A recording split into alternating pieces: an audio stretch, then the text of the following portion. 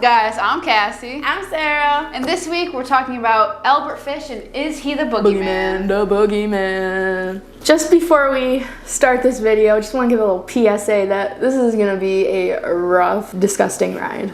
So if you don't like this kind of stuff, click off of it, go watch this video. This one's not for you. Yeah, this is rough. So, yeah. Rough. And let's get back to the video. Hamilton Howard Fish was born in Washington, D.C. on May 19, 1870. His father was 43 years older than his mother and 75 years old at the time of his birth. He was the youngest child and had 3 living siblings, Walter, Annie, and Edwin. He wished to be known as Albert after a dead sibling and to escape the nickname Ham and Eggs that he was given at an orphanage in which he spent most of his childhood. His uncle suffered from mania, one of his brothers was confined in a state mental hospital, and his sister Annie was diagnosed with a mental affliction. 3 other relatives were diagnosed with mental illnesses, and his mother had audio and visual hallucinations. Around 1875, his mother put him into St. John's Orphanage in Washington, where he was frequently abused. He began to enjoy the physical pain that the beatings brought. Of his time at the orphanage, he remarked, "I was there till I was nearly 9, and that's where I got started wrong. We were unmercifully whipped. I saw boys doing many things they should have not done." By 1880, his mother had a government job and was able to remove him from the orphanage.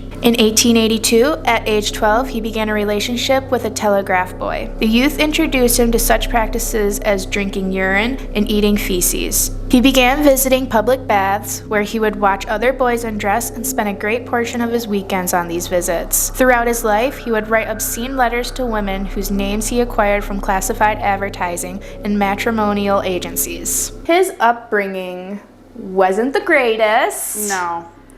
This poor kid, I mean, his father was 75 when he was born. So 43 years older than his mother. His mom was like in her 30s. And then she put her son into an orphanage and he was there for a while. He got beat a lot and he liked it eventually. Yeah. I don't know if he ended up liking the whole whipping part because he thought he had to, you know what I mean? Because that's what he had to endure, like whether he liked it or not. Yeah. So I don't know if that kind of created that in him, but then he saw boys doing things that they shouldn't have been doing while they were in the orphanage. So probably, the hanky-panky or something. He met a telegraph boy at the age of 12. Yeah. And that telegraph boy was a dirty little boy because he introduced Albert to drinking urine and eating poop. I would almost go so far as a sick little boy. A sick, dirty little boy. That's not just like weird. It's not okay. That's like just jumping right over it. I hate to, hate on whatever somebody People's like their fetishes, but that in for our me, eyes, yes, it's a little strange. So his young childhood was not a good start to how things got going here. But you'll see. By 1890, at age 20, he arrived in New York City, and he said at that point he became a prostitute and began raping young boys. In 1898, his mother arranged a marriage for him with Anna Mary Hoffman, who was 9 years his junior. They had 6 children: Albert, Anna, Gertrude, Eugene, John, and Henry Fish. Throughout 1898, he worked as a house painter and said he continued molesting children, mostly boys younger than the age of 6. He later recounted an incident in which a male lover took him to a waxworks museum where he was fascinated by a bisection of a penis. After that, he became obsessed with sexual mutilation. In 1903, he was arrested for grand larceny, convicted, and incarcerated in Sing Sing. Around 1910, while he was working in Wilmington, Delaware, he met a 19-year-old man named Thomas Kedden. He took Kedden to where he was staying, and the two began a sadomasochistic relationship. It is unclear whether or not he forced Kedden to do these things, but in his confession he implies that the man was intellectually disabled. After 10 days, Albert took Kedden to an old farmhouse,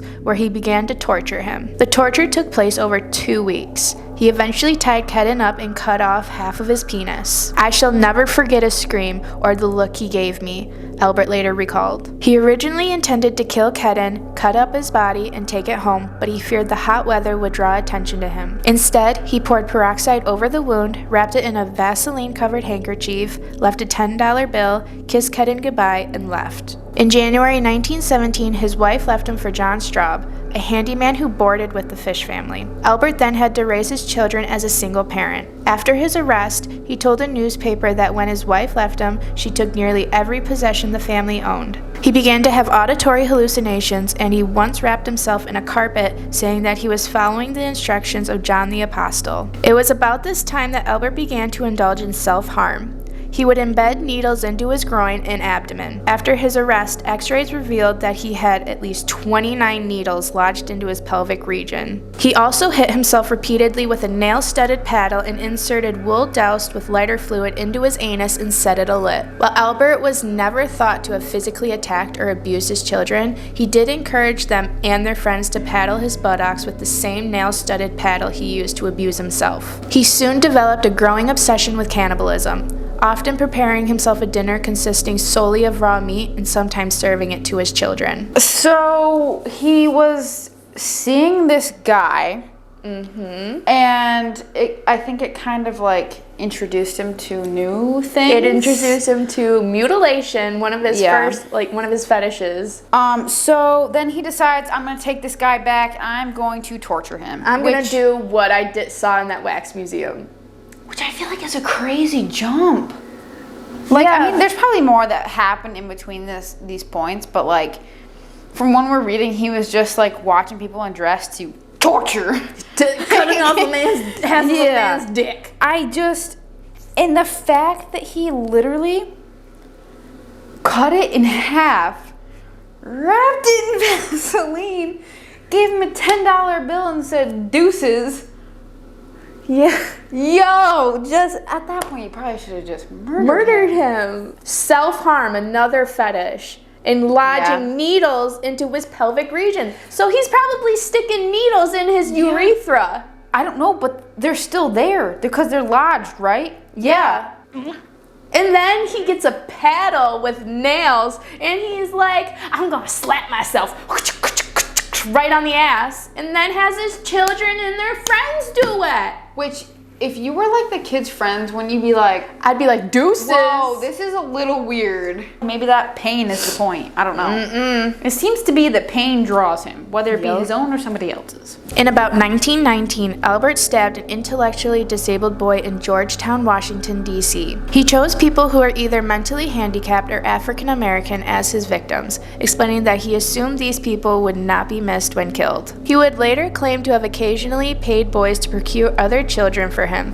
He tortured, mutilated, and murdered young children with his implements of hell: a meat cleaver, a butcher knife, and a small handsaw. On July 11, 1924, he found 8-year-old Beatrice Keel playing alone on her parents' farm on Staten Island, New York. He offered her money to come and help him look for rhubarb. She was about to leave the farm when her mother chased him away. Albert left but returned later to the Keel's barn, where he tried to sleep but was discovered by Beatrice's father and forced to leave. 3 days later, he killed Francis McDonald, also on Staten Island. During 1924, he was suffering from psychosis and felt that God was commanding him to torture and sexually mutilate children. Shortly before his abduction of Grace Budd, he attempted to test his implements of hell on a child he had been molesting named Cyril Quinn. Quinn and his friend were playing boxball on a sidewalk when Albert asked them if they had eaten lunch. When they say they haven't, he invited them to his apartment for sandwiches. While the two boys were wrestling on Albert's bed, they dislodged his mattress. Underneath was a knife, a small handsaw, and a meat cleaver. They became frightened and ran out of the apartment. On May 25, 1928, Albert saw a classified advertisement in the Sunday edition of the New York World that read, "Young man, 18, wishes position in country.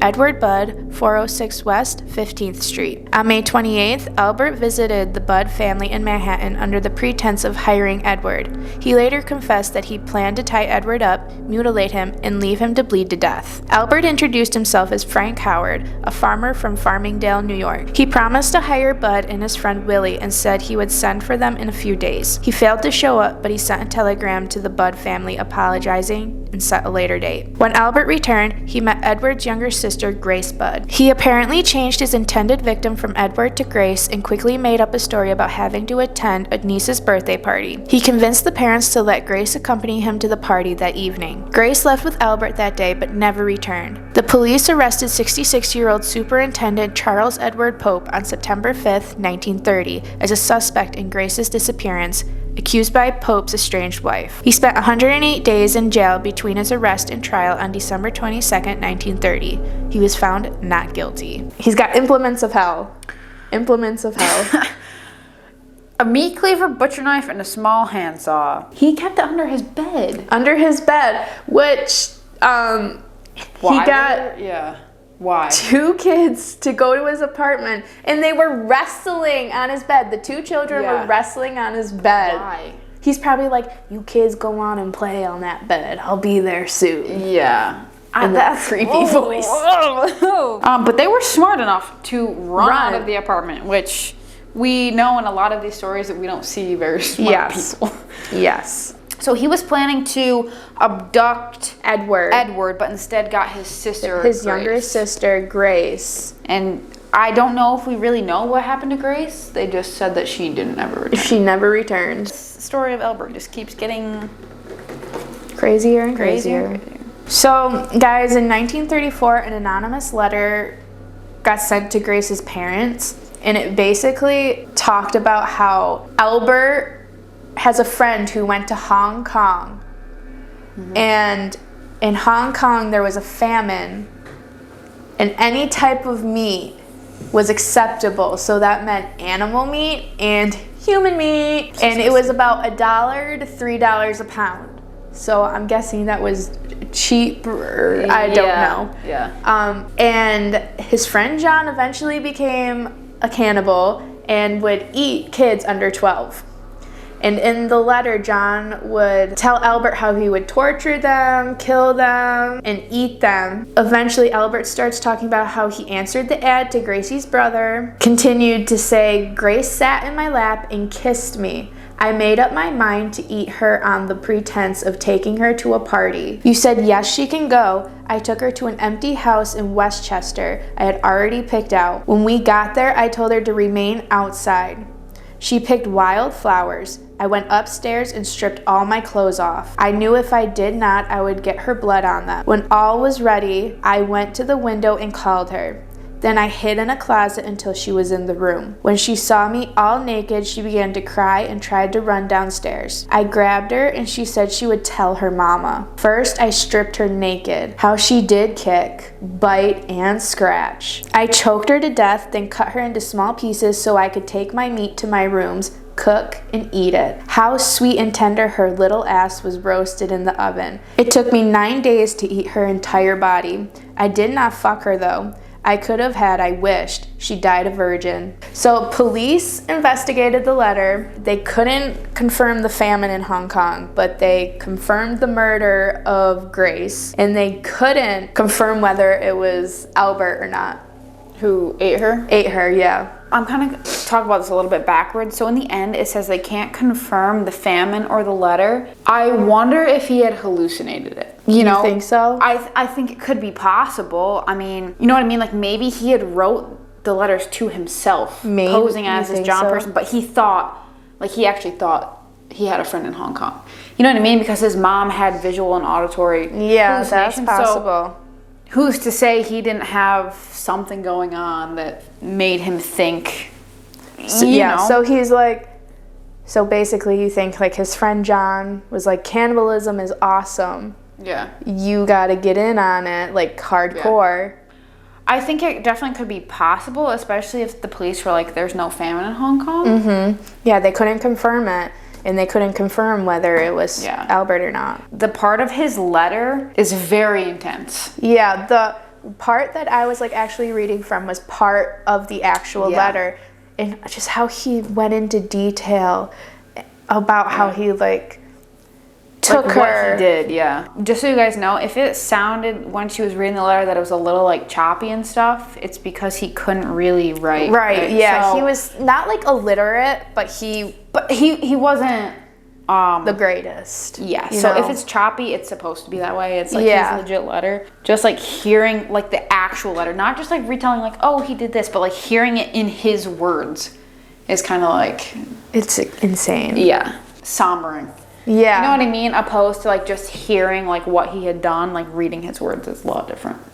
Yeah, because it's like his actual thoughts what he put was into thinking, words, and it's crazy. we do know in the end what happened to Grace. Because he eventually, He told about it. He wrote the letter. Yeah. Whatever. So Albert pleaded insanity and claimed to have heard voices from God telling him to kill children. Several psychiatrists testified about his sexual fetishes. A psychiatrist noted that Albert was a psychiatric phenomenon and that nowhere in legal or medical records was there another individual who possessed so many sexual abnormalities. None of the jurors doubted that Albert was insane, but ultimately, as one later explained, they felt he should be executed anyway. They found him to be sane and guilty, and the judge sentenced the defendant to death by electrocution. Albert arrived at prison in March 1935 and was executed on January 16, 1936 in the electric chair at Sing Sing. He entered the chamber at 11:06 p.m. and was pronounced dead 3 minutes later. He was buried in the Sing Sing prison cemetery. Albert is said to have helped the executioner position the electrodes on his body. His last words were reportedly, "I don't even know why I'm here." According to one witness present, it took 2 jolts before he died, creating the rumor that the apparatus was short-circuited by the needles that he had inserted into his body. These rumors were later regarded as untrue, as he reportedly died in the same fashion and time frame as others in the electric chair.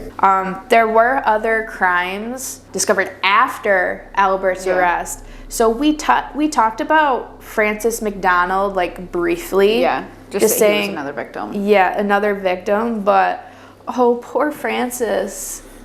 Yeah, I mean, Like, he just had a lot going on. We won't get too much into it. If you want to see more, you can go, look it up and stuff.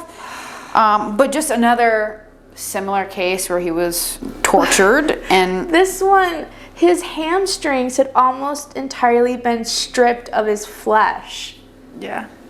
And he was like hanged like on a tree, like with suspenders and just. Yeah, this kid was 9 years old. We just want to touch base on to show you guys that there was more than just what we said. I mean, I'm sure there's even more than this. Yeah. We just obviously have to keep the video to a certain And timeline. from this one, from Francis McDonald, he was known as the Gray Man. Yeah. Because one of the strangers that like saw something or whatever. He was like a gray mustache, wasn't very distinguishable, and either the mother was like, he was a stranger and then got the name the Gray Man. The next one that we kind of have here to touch base on is Billy Beaton. Him and his brother, they also both got taken. But one was like found fine, like on a roof. Yeah. And obviously the other one was tortured and killed, and he said he cut up Billy and talked about how he killed and cooked him. The Boogeyman took him. Yeah. It's just a lot. He went on after a lot of young children, and it's pretty sad. But then we go into his actual death. The psychiatrist says that he had a ton of sexual fetishes. We didn't list them all because there's so many. But there was like cannibalism and necrophilia. Sadism, masochism. Yeah, just a ton. Yeah, so if you want to know about those, like we said, go look it up. You can learn all about it. When he was in the chair, he's like, I don't even know why I'm here. So I don't know if he was. Well, he didn't know why he was there because he thought God was telling him. Yeah, so like it wasn't like he thought he was cocky. I don't think like a lot of murderers are like, oh, I don't know why I'm here. He thought he was doing what God thought. Like we said, hopefully if you don't enjoy the stuff, you didn't watch the whole video. You listen to us in the beginning. Our PSA. It's a lot, okay? Because it was a crazy ride. Yeah. Yep. So if you want to see more videos like Albert Fish, make sure you click on this video right here. We will see you guys next week. Peace.